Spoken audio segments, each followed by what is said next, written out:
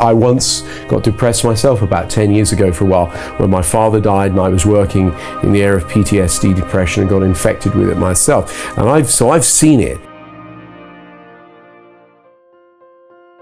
The thing to say about anxiety and anxious people that I haven't mentioned is that mostly anxious people are usually very motivated. They tend to be perfectionists. They're doers, they're achievers. But when you're achieving everything at the cost of you being anxious all the time, the problem is that's taking a toll on your health, right? It means that it's a very uncomfortable place to live. Sure, you get stuff done, but at what cost? And it weakens your immune system. It means you make bad decisions. So in some respects, it's a false economy. Wouldn't it be great to be able to achieve all the things that you want to achieve, but without feeling overwhelmed, without white knuckling it to life? And to put it simply, anxiety, stress, fear is a habit. And people have had a good opportunity to practice that over the last few years, getting really wound up, worried about everything so that you can go from 0 to 100, in a few seconds. And in the same way, confidence is a habit. You naturally think about things optimistically, or how you're going to solve the problems, and you see outcomes, that sort of stuff. So what I'm helping people to do is not just get chilled out, because anxious people go, I don't want that. I want my edge, because if I lose my edge, I'll be a victim, right? What they want to be able to do is to control it, to have greater control over their thoughts and feelings. And so what this book and the audio does, the system if you like, is it shifts people's perceptual filters, the way that they're taking in sensory input, processing it, right? Because we need to know if there are real threats to us, or if we're perhaps overthinking things, preparing for emergencies that are never going to happen. That famous Mark Twain saying, I've been through some terrible experiences in my life and some of them actually happened, is that, right? And becoming just resourceful, resilient. So you're actually more efficient than you were before. The anxiety is these days can be about anything, by the way. I mean, people who are, properly anxious people, the content really isn't so important. It's the structure. It's the way that they wind themselves up, because they're constantly searching for threat. That's the job of the amygdala, the threat center in the brain, right? So you could say, yeah, someone's going away on holiday. Oh, what about the taxi? Will it pick us up? What about the plane? What about this? You could take all of that away so it's all been sorted. Then they'll start worrying about climate change, or then they'll start worrying about, anything, the color of the ceiling. So basically, anxious people, there's plenty out there. There's a smorgasbord of things to wind yourself up about if you want to. What I'm saying is that being in a constant state of arousal is not good for your immune system, for your state of mind, and ultimately for your health. 50% of the reason why people end up at the doctors now can be traced back to too much stress, anxiety, fear.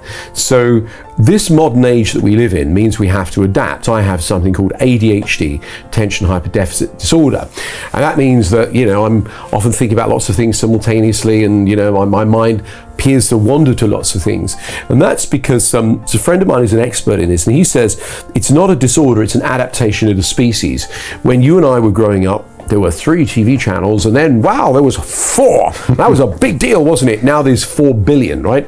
Because we've got the internet. So these MTV kids who see everything and watch nothing, according to one of the Harvard studies, I think it is, they flick to things and you think, I'm watching any of it. No, they're surfing through until they find something that interests them, and then they concentrate. So for me, my ADHD is useful when I'm dealing with someone else who's a fast thinker, who can think about multiple things simultaneously, so I can keep track of all of it, right? And more. And then find a solution for them. I can build a hologram around you when you describe to me your problems, and I can see, this is how you create your internal world. Now, the only thing is that can be, that's something to use when I'm at the office. But, when I take it home, it's very frustrating for my wife, because I'm, holding several ideas simultaneously and functioning, but it's just exhausting for those people around you. All human beings are changing the way they feel by some external means: drinking, drug taking, gambling, sex, shopping, television, and food, particularly sugar food, the world's drug of choice, right? We love to change our state, don't we? Intentionally. Yeah, that's it. We change our state if it's too overwhelming, particularly what we call inescapable stress. So, particularly when it comes to, say, addiction, inescapable stress is just too much in an environment. I can't seem to control it. I need an out. So I'm going to go and, stuff myself with chocolate, or I'm going to go gambling, or I'm going to get drunk or something, or just, internally within your world, I just can't stop thinking about this problem and the way I've been treated, and I'm replaying the movie over and over again. I got to get out of this. So when you look at, say, people who grow up in an environment, in a ghetto where there's inescapable stress because there's potential threats of violence, etc., continually, you can understand why they will turn to addiction. And then you look at, so, well, how do these, toffs, these rich kids, how do they end up as addicts? And, well, they get shipped off at a very young age, by their parents who didn't necessarily show them all the love they should have, and they're sent to boarding school, and they've got this sense of abandonment that lives with them forever. So their inescapable stress is solved by that. And you see, I'm generalizing massively, but the broad brushstrokes of what I just said are true.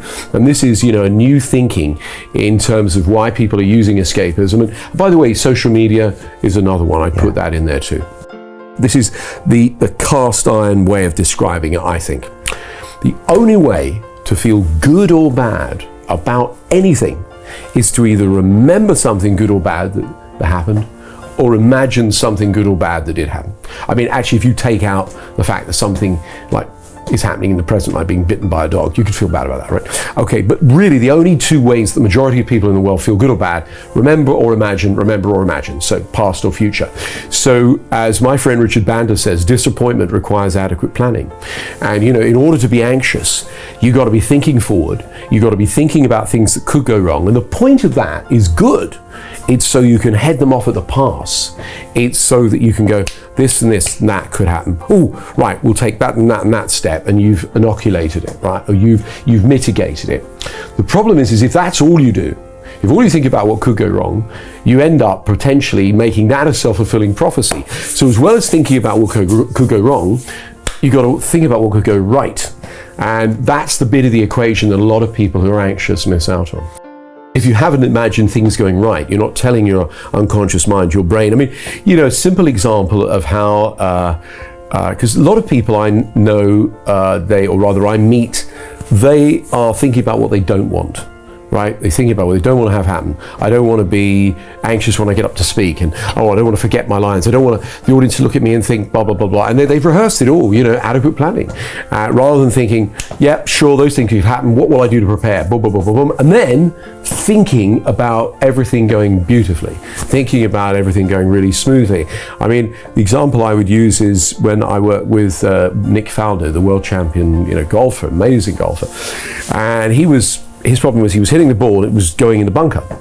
And so I flew out to Florida, and we went on the golf course, and I said, so the pin, the holes out there, I said, so show me how you do this. And he goes, right, I mustn't hit it in the bunker. Bam, boom, right in, not just in the bunker, right in the center of the bunker, perfectly. So I said, what happened there? He said, well, I thought to myself, I mustn't hit it in the bunker. Now, in order to knot something, you have to think of it first and then put an X through it or move the picture aside or whatever.